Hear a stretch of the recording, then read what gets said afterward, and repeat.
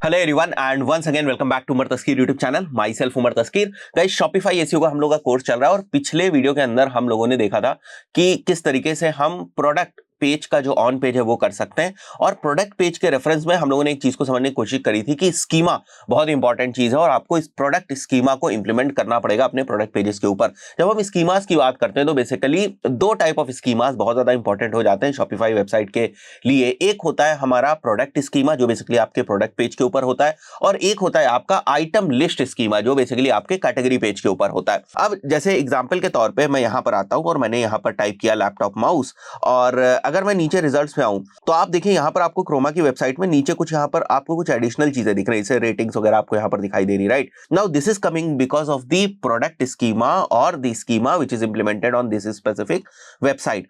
अब जब हम स्कीमा इंप्लीमेंट करने की बात करते हैं तो स्कीमास आर लाइक एक आप स्पेसिफिक टाइप ऑफ कोड्स ही आप समझ लें, ठीक है। जैसे मैं यहां पर आपको दिखाता हूं, these are the specific codes, right.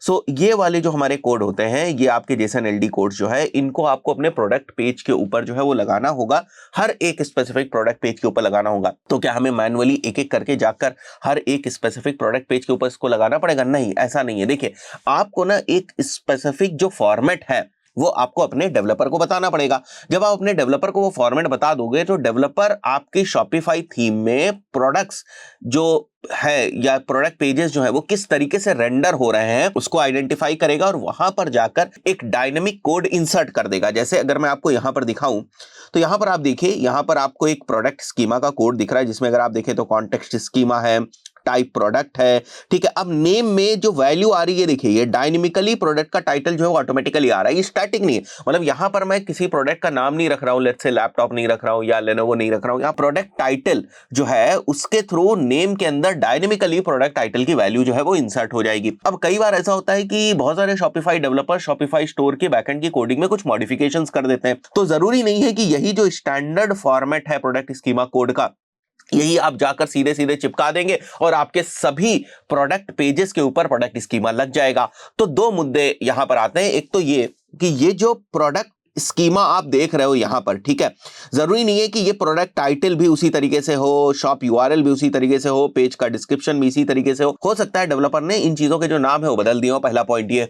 Second point ये है कि अगर थीम में कोई और मॉडिफिकेशन किया गया है तो हो सकता है आपको डिफरेंट डिफरेंट जगहों पर जाकर इस कोड को पेस्ट करने की जरूरत पड़े। तो थोड़ा सा ये कहानी जो है ना वो कॉम्प्लिकेटेड हो जाती है in terms of Shopify website.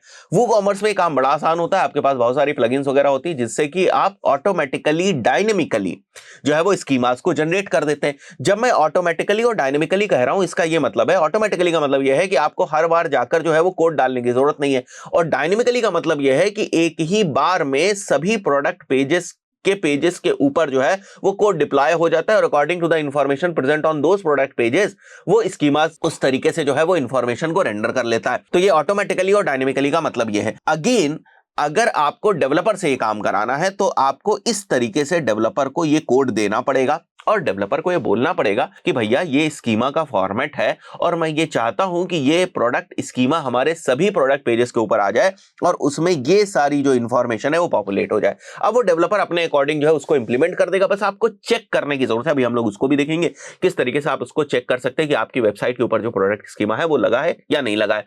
अब बहुत सारे सिनेरियोज में बहुत सारे लोगों के पास डेवलपर्स नहीं होते, शुरुआत में वेबसाइट बनवा लेते हैं। ऐसे में आपके पास एक ही ऑप्शन रहता है, दैट इज बेसिकली आप किसी ऐप को यूज करें जो शॉपिफाई प्लेटफॉर्म के अंदर आपको मिल जाएगी, ठीक है। आपकी कोई पेड ऐप हो जाएगी। जैसे एग्जांपल के तौर पे मैं यहां पर जो आपको रिकमेंड करूंगा वो योस्ट ऐप ही रिकमेंड करूंगा। बहुत सालों से लोग उसके ऊपर विश्वास कर रहे हैं, ठीक है। वैसे तो बहुत सारी नई नई ऐप्स आती रहती हैं, छोटे छोटे कामों के लिए भी अलग अलग ऐप्स है। फॉर एग्जांपल अगर स्कीमा के लिए आपको अलग से ऐप चाहिए शॉपिफाई के पॉइंट ऑफ व्यू से तो उसकी अलग से भी ऐप आपको मिल जाएगी, $2-3 की होगी। बट अगर आप इन्वेस्ट कर सकते हैं या पैसा लगा सकते हैं, जैसे योस्ट ऐप की अगर मैं बात करूं तो लगभग $15 से $20 के बीच में इसकी कॉस्ट आएगी, आप देख लीजिएगा, और उसको आप ले सकते हैं। हमने उसको ऑलरेडी ले रखा है। और उससे क्या होता है कि एक क्लिक पे आपके सभी टाइप ऑफ स्कीमास जो है ना वो आपकी वेबसाइट के ऊपर डिप्लॉय हो जाते हैं। तो हमें ना बार बार हेडेक नहीं होती डेवलपर से बात करने की या उसको वैलिडेट कराने की भाई सही तरीके से स्कीमा लगा है या नहीं लगा है। स्कीमा की इंपॉर्टेंस को हम और आप दोनों ही निग्लेक्ट कर नहीं सकते। स्कीमा के ऊपर मैंने ई कॉमर्स एसईओ वाली प्लेलिस्ट के अंदर एक वीडियो बनाया था, उसको भी मैं यहाँ पर थंबनेल दिखा दूंगा और उसका लिंक भी हम लोग डिस्क्रिप्शन में डाल देंगे, वो जरूर देख लीजिएगा, जिससे स्कीमास की इंपॉर्टेंस आपको पता चल जाएगी। ठीक है, तो अगर ये वाला कोड आपको लगाना है तो आपको जाना पड़ेगा डेवलपर के पास। अगर आप थोड़ा शॉर्टकट तरीके से काम करना चाहते हैं, ऑटोमेटिकली काम करना चाहते हैं, हम लोगों ने यहाँ पर योस्ट एसईओ की जो ऐप है उसको ले रखा है। ठीक है, अब आप क्या करेंगे, आप सीधे जाएंगे यहाँ पर सेटिंग्स में, यहाँ पर आप देखिए स्कीमा आउटपुट आपको दिख रहा है। ठीक है, स्कीमा आउटपुट में आपको बस इनेबल स्कीमा आउटपुट करना है। इसको जैसे ही आप इनेबल करेंगे, according to the requirement automatically आपके breadcrumb schema, product schema, web page schema, ठीक है, वेबसाइट स्कीमा और ऑर्गेनाइजेशन स्कीमा अकॉर्डिंगली जो है वो आपके डिप्लॉय हो जाएंगे जहां जहां इनको यूज होना है। ठीक है, अब जैसे अगर मैं अपनी वेबसाइट के ऊपर आता हूं यहां पर, क्योंकि हम लोगों ने तो इसको इंप्लीमेंट ही कर दिया,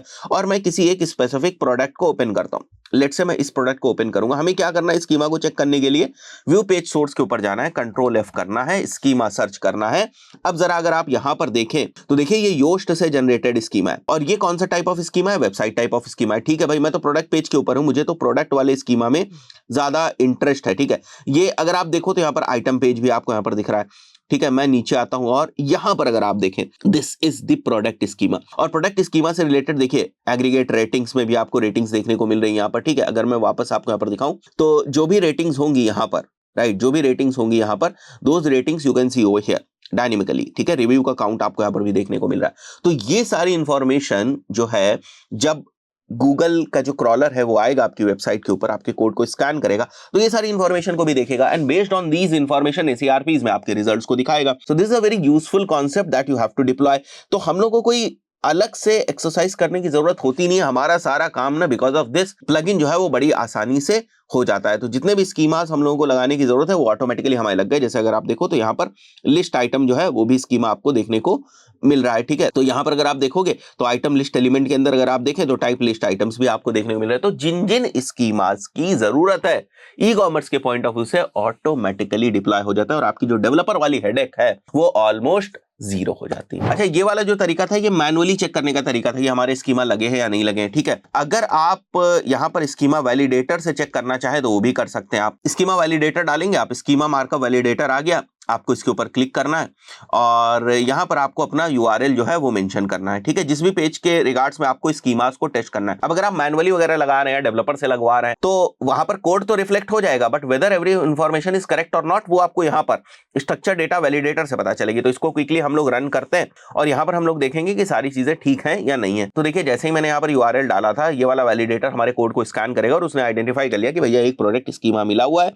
और उसके साथ ये सारी जो इंफॉर्मेशन है वो मिली हुई है। That's it. अगर कोई प्रॉब्लम होगी तो वो यहाँ पर आपको जो एरर्स हैं वो दिख जाएंगे, राइट। सो इस तरीके से आप इसको कर सकते हैं। अगेन मैं फिर से बता दूं, स्कीमास के ऊपर मैंने एक डेडिकेटेड वीडियो बनाया जिसमें मैंने फंडामेंटली आपको समझाने की कोशिश करी है कि स्कीमास किस तरीके से काम करते हैं, स्कीमास की इंपॉर्टेंस क्या है एसईओ के पॉइंट ऑफ व्यू से। उस वीडियो को जरूर चेक कर लीजिएगा आप लोग, मैं यहाँ थंबनेल लगवा दूंगा। मिलते हैं नेक्स्ट वीडियो में, टिल देन गुड बाय।